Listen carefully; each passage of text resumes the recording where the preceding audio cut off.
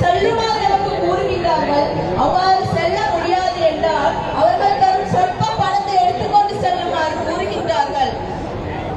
நமது தொழிலுக்கு என்ன உத்தரவாதம்? அன்பான சகோதர சகோதரிகளே, சாதி மத தொழிற்சங்கம் வேதமின்றி அனைவரும் இந்த தொழிற்சங்க நடவடிக்கைகளுக்கு வந்து செயல்படுமாறு இந்த போராட்டத்திற்கு இணையுமாறு முதல் தாழ்மையுடன் கேட்டுக்கொள்கின்றோம்.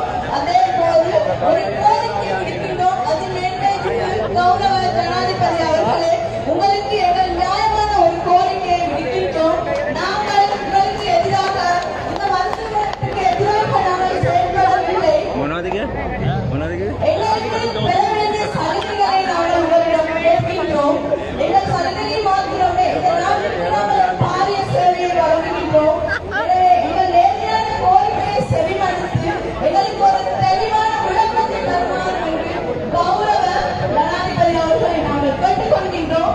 எனவே அன்பான சகோதர சகோதரிகளே, வெயில் மழை பாராமல் எந்த ஒரு கஷ்டமும் பாராமல் இந்த 2 நாட்களும் சுவையின விடுமுறை பெற்று இந்த தொழிற்சங்க நடவடிக்கைக்கு பங்குபடுத்துவீர்கள்.